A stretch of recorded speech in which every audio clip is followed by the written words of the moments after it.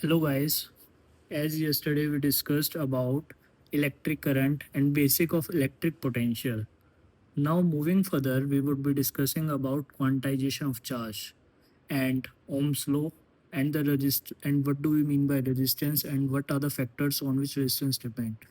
So starting with quantization of charge. What is this word quantization means? When I go through this word quantization, here quantization refers to, here this quantization means quantity. And in dictionary, the quantity means number. What is the meaning of quantity? Quantity means number. So mainly quantization means amount of quantity present in a system. For example, for example, consider a system. We have considered a system and let the system contains n number of charges.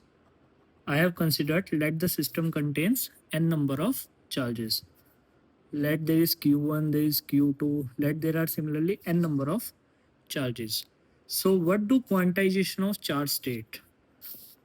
The quantization of charge states that charge on a system is equal to integral multiple of charge on an electron. Means quantization of charge हमें क्या बताता है? Quantization of charge ये कहता है कि अगर मेरे को किसी भी सिस्टम में ये पता है कि there are N number of electrons और मुझे निकालना है कि पूरे सिस्टम पे चार्ज कितना है, तो हम नॉर्मली कैसे निकाल सकते हैं कि let there are N number of electrons. तो total charge on a system, अगर मुझे सिस्टम पे पूरा चार्ज निकालना है, let it be Q, will be equal to number of electrons into charge of one electron. अगर मुझे सिस्टम पे टोटल चार्ज निकालना है तो कैसे निकलेगा? Number of electrons into charge of one single electron. और मैंने लास्ट क्लास में बताया था कि charge on a single electron कितना होता है? 1.6 इंटू 10⁻⁻19 कूलम. तो अगर मैं फॉर एग्जांपल ले कि एग्जाम परस्पेक्टिव से कैसे पूछेगा. फॉर एग्जांपल उसने बताया, क्वेश्चनर क्या कहता है? क्वेश्चनर ये कहता है there is 6 coulomb of charge on a system. एक सिस्टम पे अराउंड 6 कूलम ऑफ चार्ज है. Find out number of electrons in a system. System में number of electrons find out करो. मीन्स उसने बोला एक सिस्टम के अंदर 6 कूलम ऑफ चार्ज है, then find out number of electrons in a system. तो मुझे पता है charge on a system is 6 coulomb. 6 coulomb is the charge on a system and I need to find out number of electrons, that is n. And I know that charge on a single electron is 1.6 into 10 raised to power minus 19 coulomb. And we know that Q is equal to n into E. Q is 6 and I need to find out, and electron is 1.6 into 10 raised to power minus 19. So I need to find n. 6 upon 1.6 into 10 raised to power minus 19. That will be 6 upon 1.6. I will take 10 raised to power minus 19 upward, which is 10 raised to power 19. So it is 60 upon 16 into 10 raised to power 19. So these will be your number of electrons in a system. Initially CBSE में question भी आया था एक बार, और rarely आपको ये formula with in 10th standard मिलेगा जिसमें ये पूछा गया था find the number of electrons if the system contains dash number of dash amount of charge. This amount of charge can be any digit. So I think so quantization of charge इसी topic है. Simply ये हमें क्या बताता है, किसी भी system के अंदर अगर मुझे टोटल नंबर ऑफ चार्ज निकालना है और मुझे नंबर ऑफ इलेक्ट्रॉन्स पता है, तो वाइस वर्सा कोई भी एक क्वांटिटी मुझे पता होगी और मैं दूसरी quantity I can find out.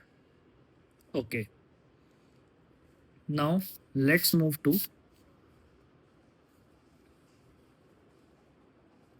some of the quantities and their symbols. हम कुछ quantities पढ़ेंगे और उनके symbols डिस्कस करेंगे. Some of the quantities we will study and their symbols we will discuss. So first quantity is electric bulb.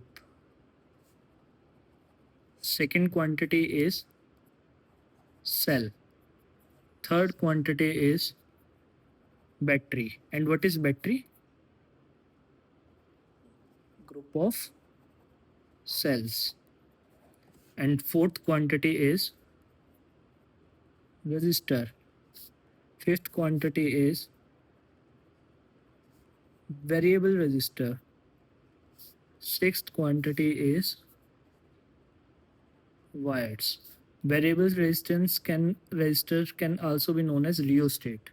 Mainly आपने school में labs में देखा होगा rheostat. Rheostat is a device mainly used to provide the value of resistance at different values.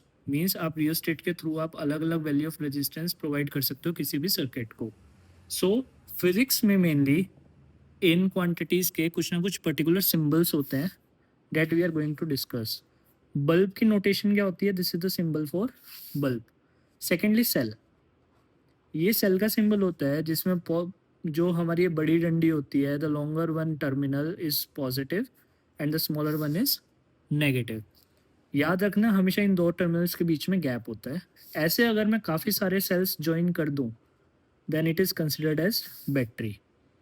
Symbol for resistor. This is the symbol for resistor. अगर मैं resistor के ऊपर arrow बना दूं then it is considered as variable resistor. Wires. देखो हम normally circuit में line से वायर को शो करते हैं, लेकिन मेरा पॉइंट क्या था इसको शो करने का कि अगर मैं एक वायर के ऊपर से दूसरी वायर लेके जा रहा हूँ तो this is the proper notation. अगर मैं ये तरीका अपना रहा हूँ देन दिस इज़ रॉन्ग. तो हमेशा एक वायर से ऊपर दूसरी वायर ले जाने के लिए ये तरीका होता है. अच्छा, और मेरे को एक और वेरिएबल याद आया, कीज़ या वी कैन से स्विच. इसको भी शो करने के दो तरीके होते हैं. पहला तरीका होता है ये.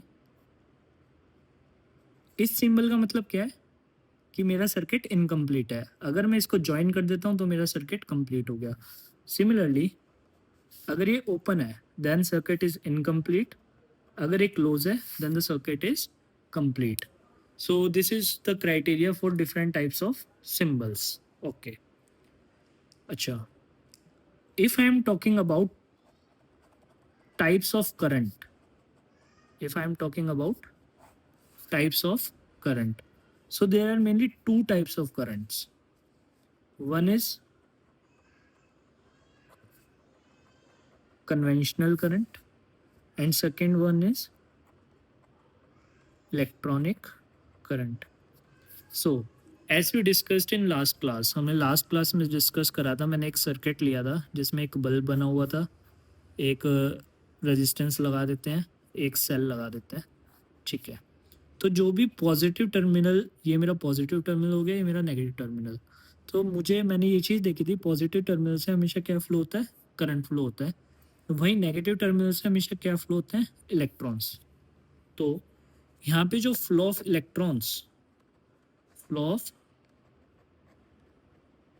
electrons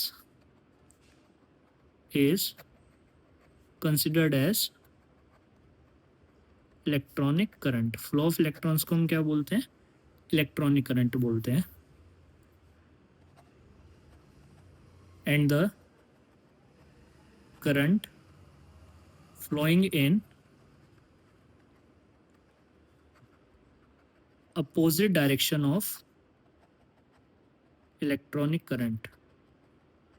जो भी करंट इलेक्ट्रॉनिक करंट के अपोजिट डायरेक्शन में फ्लो कर रहा है which is denoted by I is known as conventional current. इसको हम क्या बोलते हैं? कन्वेंशनल करंट बोलते हैं. गाइस, अगर आपको किसी भी टॉपिक में डाउट है तो आप मेरे को कमेंट कर सकते हैं और हम उस डाउट को फिर से रिपीट आउट कर सकते हैं, हम डिस्कस कर सकते हैं. एंड टेंशन ना ले, हम हर एक टॉपिक के न्यूमेरिकल भी कवर करते चलेंगे। ओके गाइस, इवन मैं आपको चैप्टर वाइज एक फार्मूला लिस्ट भी बना के दे दूंगा शॉर्ट वीडियो में, जो जिससे कि आपको फॉर्मूलेज याद करने में काफ़ी आसानी होगी। Okay, now we are going to discuss about new topic which is Ohm's law.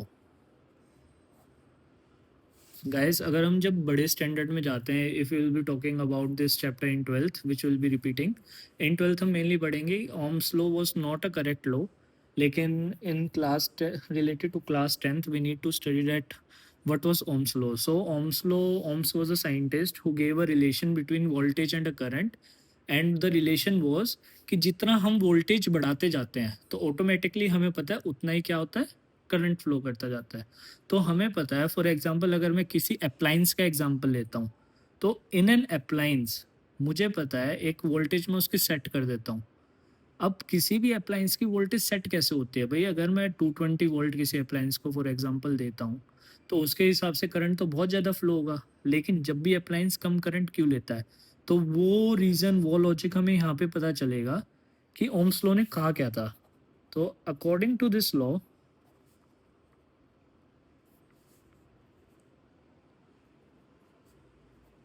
The flowing current in a circuit is directly proportional to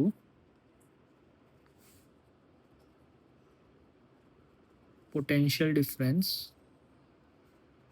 of a circuit. Ohms law के अकॉर्डिंग क्या था कि जो भी सर्किट में current flow हो रहा है वो डायरेक्टली प्रोपोर्शनल होगा to the potential difference of a circuit. Means जितना भी करंट फ्लो कर रहा है वो डायरेक्टली प्रोपोर्शनल है मेरा वोल्टेज के, या पोटेंशियल डिफरेंस के। Means I is directly proportional to V, ऐसा ओम्स लॉ ने बोला। लेकिन एक पॉइंट है यहाँ पे, कॉन्ट्राडिक्टिंग पॉइंट क्या है? कॉन्ट्राडिक्टिंग पॉइंट ये है, मुझे पता है कि वोल्टेज की वजह से करंट प्रोड्यूस होता है, ना कि करंट की वजह से वोल्टेज। तो जब हम इसे मैथमेटिकली पढ़ने लगे तो मैथमेटिकली ये देखा गया, it should be voltage is directly proportional to current. And according to mathematical expression के अकॉर्डिंग कभी भी डायरेक्टली का साइन हटता है तो उसके साथ हमेशा एक कांस्टेंट आता है। That constant was denoted by R. उस कांस्टेंट को किससे डिनोट करा गया था? आर से, which is known as resistance. उसको हम क्या बोलते हैं भाई? रेजिस्टेंस। और इस रेजिस्टेंस की एसआई यूनिट दी गई थी on the name of scientist name as Om.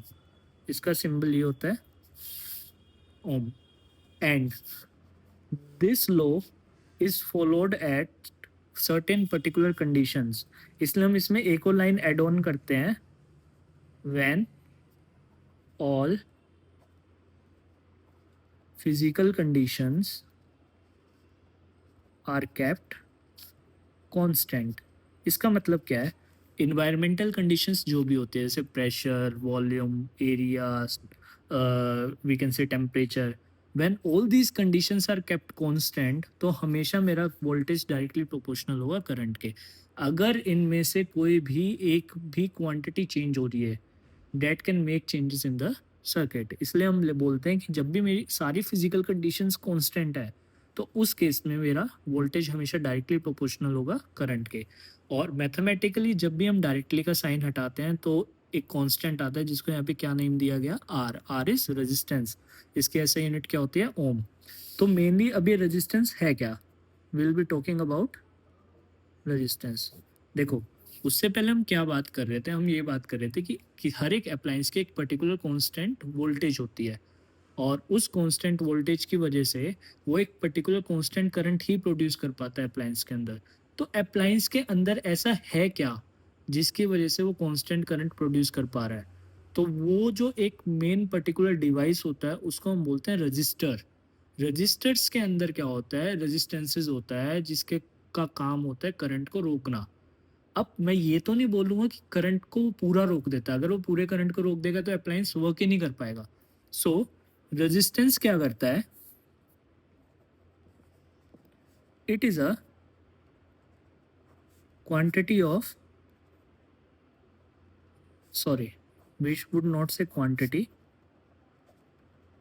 it is a property of register. ये register की एक property है which have capability to oppose flow of current, जिसके पास करंट को ओपोज करने की कैपेबिलिटी है, and allow current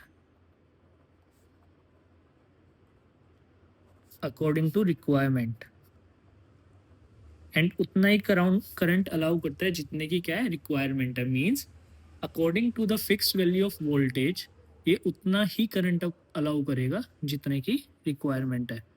now if I से factors on which resistance depends, कुछ फैक्टर्स होते हैं जिस पे रेजिस्टेंस डिपेंड करता है, और ये सीबीएसई पर्सपेक्टिव से काफ़ी इंपॉर्टेंट टॉपिक है क्योंकि काफ़ी बार हिट लिस्ट टॉपिक है क्लास 10 के लिए, काफ़ी बार पेपर में पूछा गया है what do you mean by resistance and what are the factors on which resistance depend. तो रेजिस्टेंस के कुछ ना कुछ फैक्टर्स होते हैं जिस पे वो डिपेंड करता है. First is length of conductor या length of circuit, means circuit या कंडक्टर की लेंथ कितनी है. तो resistance is directly proportional to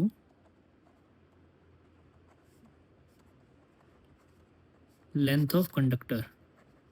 resistance conductor की लेंथ के हमेशा डायरेक्टली प्रोपोर्शनल होता है, means R is directly L.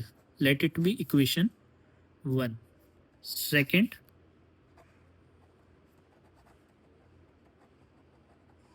area of conductor.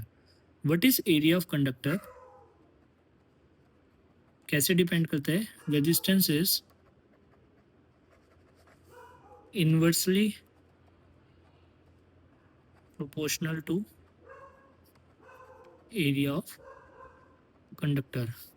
Resistance area of conductor के इनवर्सली प्रोपोर्शनल होता है. Third is nature of conductor. So resistance is